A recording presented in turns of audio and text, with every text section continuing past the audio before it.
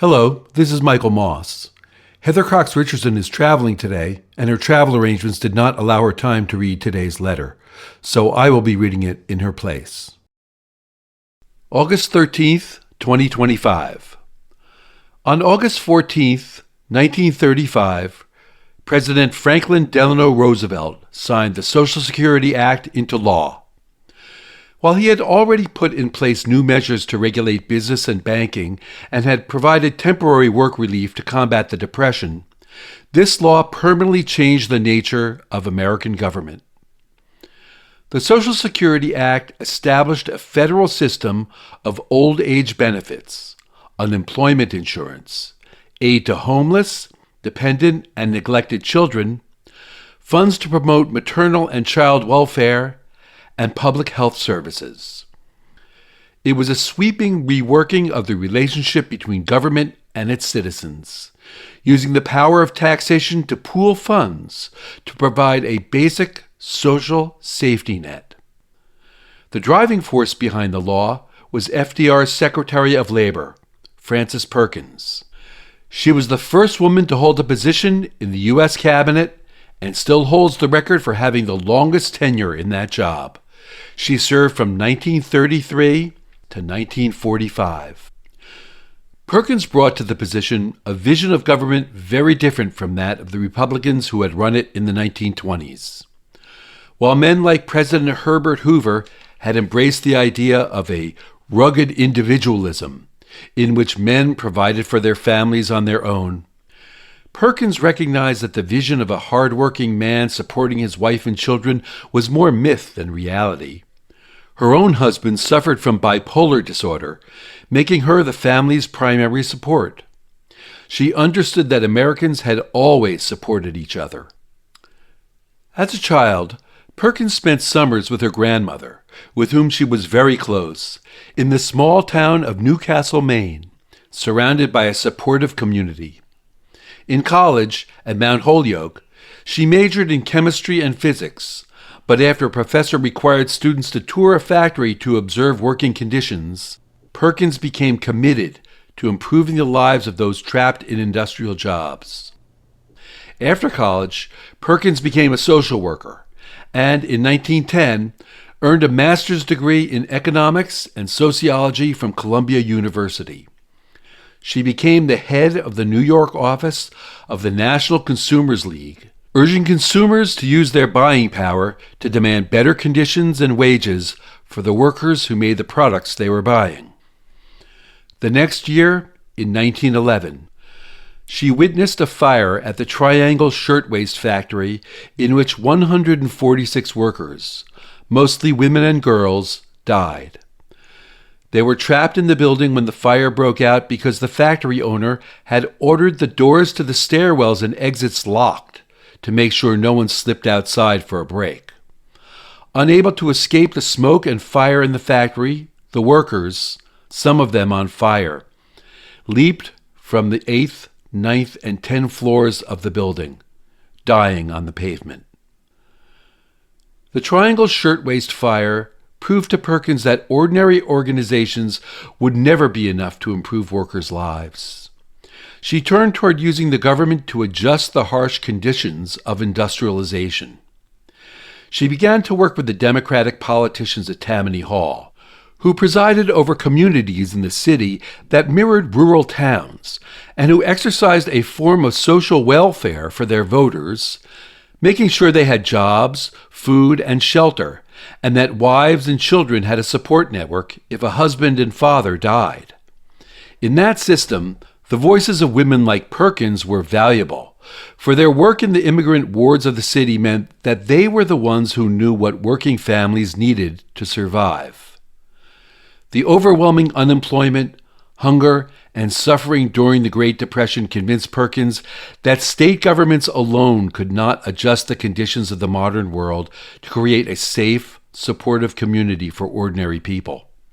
She came to believe that, as she said, the people are what matter to government, and a government should aim to give all the people under its jurisdiction the best possible life. Perkins met FDR through her Tammany connections, and when he asked her to be his Secretary of Labor, she told him that she wanted the federal government to provide unemployment insurance, health insurance, and old age insurance. She later recalled, "I remember he looked so startled, and he said, 'Well, do you think it can be done?'" Creating federal unemployment insurance became her primary concern. Congressmen had little interest in passing such legislation, claiming that unemployment insurance and federal aid to dependent families would undermine a man's willingness to work. But Perkins recognized that the Depression had added pressure to the idea of social insurance by emphasizing the needs of older Americans. In Long Beach, California, Dr. Francis Townsend had looked out of his window one day to see elderly women rooting through garbage cans for food. Appalled, he came up with a plan to help the elderly and stimulate the economy at the same time.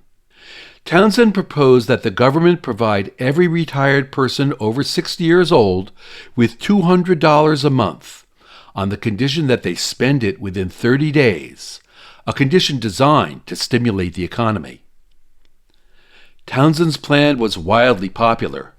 More than that, though, it sparked people across the country to start coming up with their own plans for protecting the elderly and the nation's social fabric. It also spurred Congress to action. Perkins recalled that Townsend startled the Congress of the United States because the aged have votes. The wandering boys didn't have any votes. The evicted women and their children had very few votes. If the unemployed didn't stay long enough in any one place, they didn't have a vote. But the aged people lived in one place, and they had votes. So every congressman had heard from the Townsend Plan people. FDR put together a committee to come up with a plan, but committee members could not make up their minds how to move forward. Perkins continued to hammer on the idea they must come up with something, and finally locked the members of the committee in a room. As she recalled, "Well, we locked the door and we had a lot of talk. I laid out a couple of bottles of something or other to cheer their lagging spirits. Anyhow, we stayed in session till about 2 a.m. We then voted finally, having taken our solemn oath that this was the end. We were never going to review it again." By the time the bill came to a vote, it was hugely popular. The vote was 371 to 33 in the House and 77 to 6 in the Senate. When asked to describe the origins of the Social Security Act, Perkins mused that its roots came from the very beginnings of the nation. When Alexis de Tocqueville wrote Democracy in America in 1835, she noted, "He thought Americans were uniquely so generous, so kind, so charitably disposed." Well, "I don't know anything about the times in which de Tocqueville visited America," she said, "but I do know that at the time I came into the field of social work, these feelings were real." With the Social Security Act, Perkins helped to write into our laws a long-standing political impulse in America that stood in dramatic contrast to the 1920s philosophy of rugged individualism. She recognized that the ideas of community values and pooling resources to keep the economic playing field level and take care of everyone are at least as deeply seated in our political philosophy as the idea of every man for himself. In a 1962 speech recalling the origins of the Social Security Act, Perkins reflected, "Of course, the Act had to be amended, and has been amended, and amended, and amended, and amended, until it has now grown into a large and important project, for which, by the way, I think the people of the United States are deeply thankful. One thing I know, Social Security is so firmly embedded in the American psychology today that no politician, no political party, no political group could possibly destroy this act and still maintain our democratic system. It is safe. It is safe forever, and for the everlasting benefit of the people of the United States."